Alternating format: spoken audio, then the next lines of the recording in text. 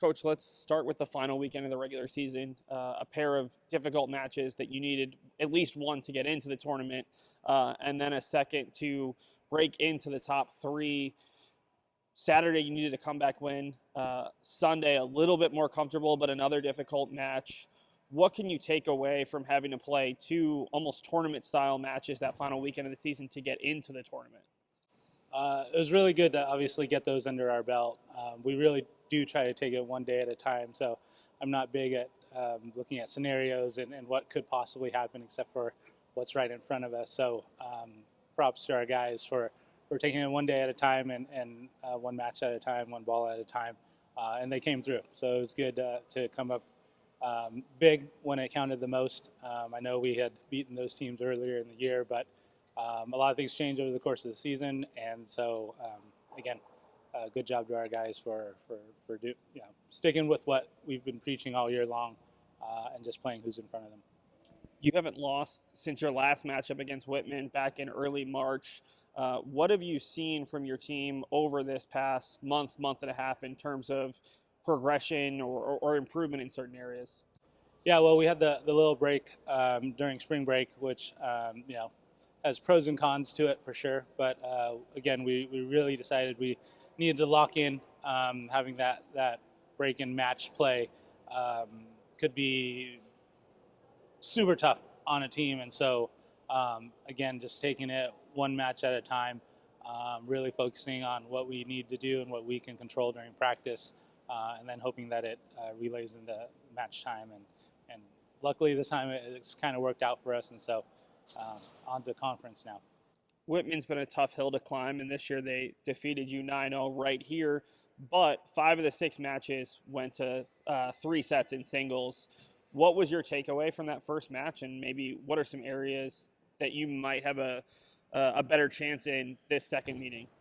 Yeah, well, we definitely felt like we missed out on a doubles opportunity there. We came out really flat, and so that hopefully with just some energy injected there, just getting off to a better start would lead to a better overall finish. But I think the guys left that match knowing that they could compete with Whitman for sure.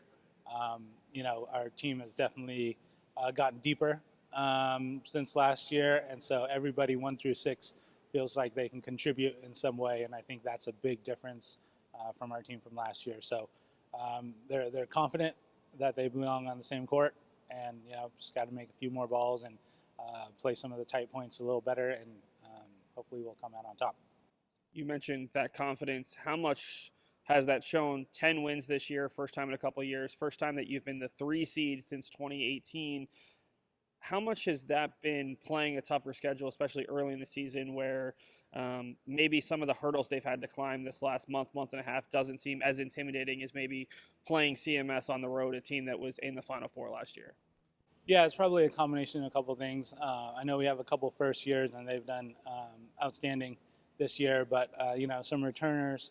A little bit tougher schedule this year. I think that in addition to our conference getting stronger, our conference is definitely deeper. So every time out, we have to be on top of our game, or we could slip up and lose to someone on paper might not be as strong. So we've really taken it to heart that we can't take anyone for granted, really. And so it's been good, along with the some tougher schools out there.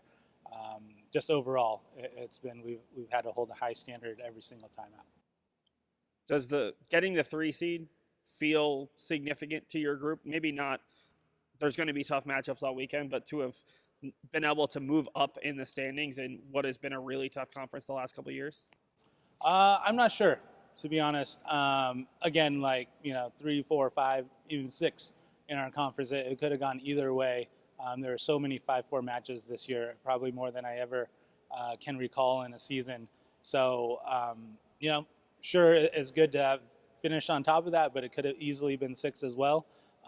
So one thing we've always talked about and really focused on this year was not taking it for granted that we didn't really accomplish anything, even though we're 3, that we still have higher goals and are still reaching to get even better results. You head to a familiar spot. The men's team didn't play there this year in the regular season, but George Fox has hosted the last couple of NWC tournaments. What's the mindset? What do you need to preach to your group to get them ready for the matchup against Whitman on Saturday? It's that combination of watching out for each other, but also taking care of what you need to on your court. Nobody's going to give it to you. Nobody's going to come out there and save you. We have to make the right decisions every shot, every time we strike the ball, to do what we have been training to do all year long. And I think if we do that, we give ourselves a very good chance to win. What will be a successful weekend for your program coming out of George Fox?